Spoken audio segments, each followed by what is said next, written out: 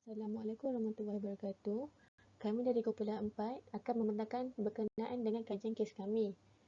Ahli kami terdiri daripada Nur Amirah Syazwani binti Razali, Nur Atirah binti Azmi, Nurul Ain Natasha binti Ahmad, Muhammad Sufian bin Razali. Terlebih dahulu, saya ingin memperkenalkan diri saya. Nama saya ialah Nurul Ain Natasha binti Ahmad, A173445.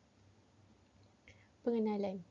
Seperti yang kita ketahui, awal tahun 2020, satu wabak telah menjangkiti seluruh dunia, iaitu virus corona, di mana seluruh dunia telah terkesan dengan wabak ini.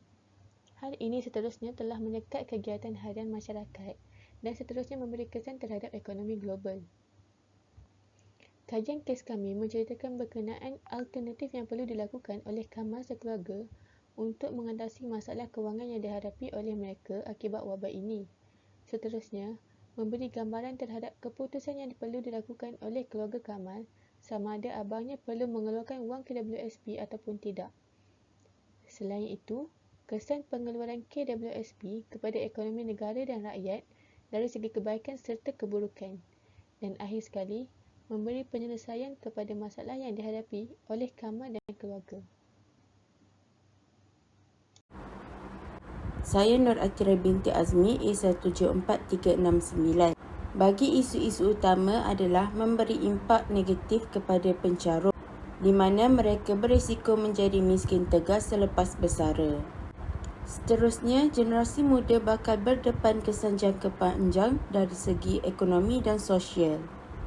Kerajaan perlu rancang penjanaan persaraan yang baik untuk rakyat sebagai persediaan menghadapi aging population kelak. Isu yang ketiga adalah beri kesan jangka masa pendek kepada KWSP, di mana KWSP akan mengimbangi semula portfolio bagi mengurangkan kesan kepada prestasi pelaburan KWSP.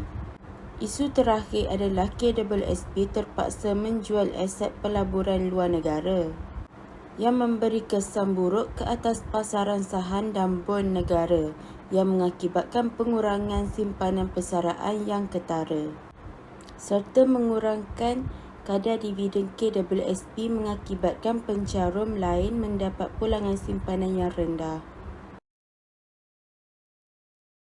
Andaian yang digunakan.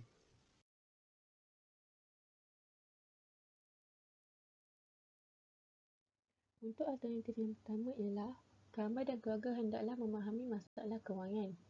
Kajian menyatakan bahawa Bank Negara Malaysia melaporkan hutang isi rumah di negara ini adalah antara yang tertinggi di Asia, iaitu sebanyak 89%. Hal ini kerana ramai individu tidak memahami masalah kewangan yang dihadapi dan seterusnya menyebabkan jumlah hutang tertunggak semakin tinggi. Selain itu, apabila berlakunya wabak corona, terdapat pekerja yang diarah mengambil cuti tanpa gaji selama beberapa bulan. Gaji dipotong sebanyak 20 hingga 50%, malah sesetengah pekerja menghadapi ketidakpastian pekerjaan apabila syarikat gulung tikar. Justru, Kamal dan keluarga hendaklah melakukan beberapa perkara bagi memahami masalah kewangan yang dihadapi oleh mereka, iaitu, pertama sekali, dengan menyenaraikan pengenalan masuk dan keluar duit. Ini dilakukan bagi mengetahui jumlah perbelanjaan seharian dan bulanan. Selain itu, mengelakkan tunggakan pembayaran hutang supaya tidak menghadapi masalah di waktu hadapan. Elakkan berbelanja melebihi keperluan serta menyediakan pelan tambahan sekiranya perkara yang tidak diingini berlaku seperti dibuang kerja yang membawa kepada terjejasnya pendapatan dan sebagainya. Alternatif seterusnya adalah rancangkan matlamat, iaitu kamar sekeluarga perlu mengutamakan keperluan berbanding kehendak. Contohnya, jelaskan segala komitmen bulanan seperti kereta, rumah, bil-bil bulanan terlebih dahulu. Seterusnya adalah berbelanja mengikut kemampuan, elakkan berhutang untuk barang yang bukan menjadi keperluan. Perlu elakkan diri daripada hutang jahat seperti kad kredit, cip pinjaman peribadi dan seangkatan dengannya. Akhir sekali adalah wujudkan akaun simpanan yang tidak menggunakan kad ATM dan mempunyai dividen tahunan yang lumayan seperti akaun simpanan ASB dan KWSP. Menurut kajian dari Jabatan Perangkaan Malaysia menunjukkan peratusan rakyat dari golongan bekerja sendiri, Pekerja swasta dan majikan mempunyai simpanan kurang daripada sebulan lebih tinggi daripada peratusan yang mempunyai simpanan melebihi 6 bulan. Ini membuktikan bahawa sebilangan rakyat Malaysia tidak mampu merancang matlamat kewangan dengan baik. Alternatif jejak perbelanjaan. Ramai rakyat Malaysia sedikit sebanyak terjejas oleh ketidakkestabilan ekonomi semasa. Tambahan lagi dengan kenaikan harga komoditi, harga minyak yang naik dan juga tak menentu. Sebagai alternatif yang boleh diambil, keluarga Kamal boleh menggunakan satu alat yang dapat digunakan untuk mengira dan menyusun perbelanjaan dalam masa sebulan, dan salah satunya adalah menggunakan aplikasi mudah alih. Antara aplikasinya adalah seperti MyTabung yang dibangunkan oleh Bank Negara Malaysia pada tahun 2015.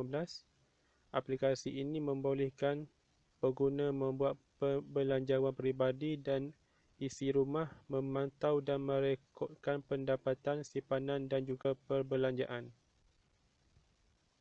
Selain itu juga, Bank Rakyat juga menghasilkan aplikasi kewangan peribadi yang dikenali sebagai TouchStyle. Aplikasi ini membantu pengguna untuk memantau pendapatan, komitmen dan perbelanjaan bulanan mereka sambil menggalakkan mereka untuk menetapkan matlamat simpanan. Assalamualaikum warahmatullahi wabarakatuh dan selamat sejahtera. Saya Nur Amira Syazwani binti Razali yang bernombor matriks A1744009.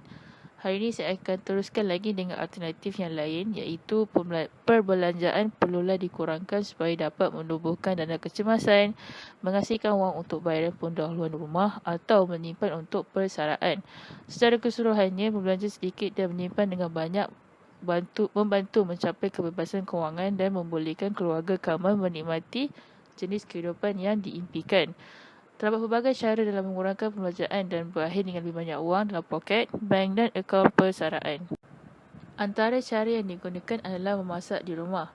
Terdapat tinjauan yang dijalankan pada April dan Mei 2020 mendapati purata rakyat Amerika telah menjimatkan sebanyak $245 dengan tidak makan di luar sejak wabak coronavirus bermula.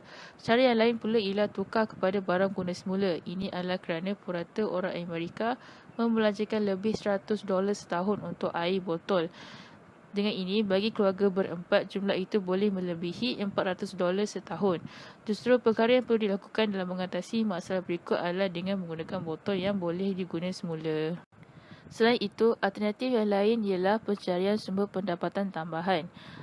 Setengah pakar mengusulkan setiap individu mempunyai 7 aliran pendapatan.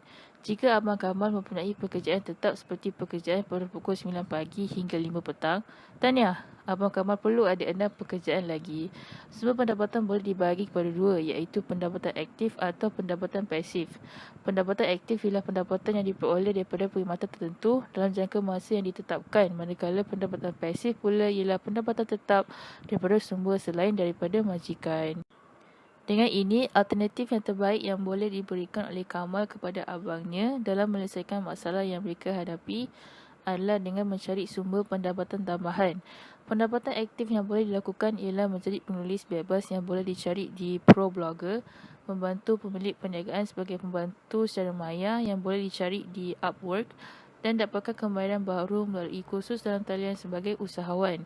Jika Abang Kamal tidak mempunyai banyak masa untuk menumpukan kepada pendapatan aktif, Kamal boleh menasihati abangnya dalam menumpukan pada meningkatkan aliran pendapatan dengan pendapatan pasif seperti memulakan kedai dalam talian dropshipping, menjual kandungan yang menguntungkan, contohnya blog, e-buku, webinar, buku audio dan podcast, beli hartanah dan sewakan serta melabur dalam saham. Sekian sahaja daripada kumpulan kami, iaitu kumpulan 4. Sekian, terima kasih.